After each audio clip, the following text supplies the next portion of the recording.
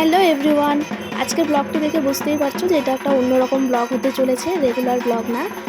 আজকে হচ্ছে 29শে নভেম্বর ছিল, তো কালী পুজো ছিল আমার কাকুর বাড়িতে, ওখানেই গেছিলাম। সবাই মিলে আরতি করছিল, খুবই ভালো লাগছিল, সবাই ডান্সও করছিল। সারা রাত আমরা খুব মজা করেছি, আমি তো ক্যামেরা করতেই ব্যস্ত ছিলাম।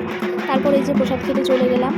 আসলে আমার খিচুড়ি এত ফেভারেট না, মানে কাউকে বলে বোঝাতে পারবো না। আর সেটা যদি হয় ভোগের প্রসাদ তাহলে তো আর কোনো কথাই হবে না। খিচুড়িটা একটু গরম ছিল, বাট খুব টেস্টি ছিল। খেতে খেতে অনেকটাই লেট হয়ে গেছিলো, প্রায় 2:30 বাজে তখন। আর এটা হচ্ছে নেক্সট দিনের পার্ট, কারণ কালকে তো মানে সেদিন রাত্রে 5টা পর্যন্ত জেগে আর কোনো ক্লিপ নেওয়া হয়নি।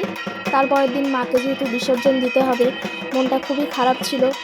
তাও কী করা যাবে, হাসি মুখে মাকে বিদায় দিতে হবে, আগামী বছর আবার হবে সেই আশাতেই। তারপরে যে আমি বরণ করে নিলাম, বড়রা সবাই বাড়ির আগে করে নিয়েছে বরণ। আর আমাকে সবাই একটু বলে বলে দিচ্ছিল, কারণ আমি তো জানি না কীভাবে বরণ করতে হয়, ফার্স্ট টাইম করছি আমি। তাই সবাই আমাকে একটু বলে বলে দিচ্ছে, আমিও বরণটা সেরে নিলাম। তারপর তো সবাই মিলে বেরোতে হবে মাকে নিয়ে। আর এদিকে দেখো আবির মাখিয়ে একদম ভূত করে দিয়েছে। আর তারপরে যে মাকে নিয়ে বেরিয়ে যাচ্ছি সবাই, মানে খুবই একটা খারাপ লাগছে। আর এদিকে দেখো প্যান্ডেলও প্রায় খোলা স্টার্ট হয়ে গেছে। এই সময়টা না আমার কেন জানি না এত খারাপ লাগে, মানে কাউকে বলে বোঝাতে পারবো না। তারপরে যে দেখো আমার মুখটাও দেখিয়ে দিলাম আবির দিয়ে কী করেছে।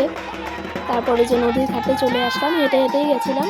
এই যে মাকে এখন বিসর্জন দেওয়া হচ্ছে, আবার একটা বছরের অপেক্ষা, আবার এসো মা, অপেক্ষায় থাকবো সবাই এই দিনটার জন্য।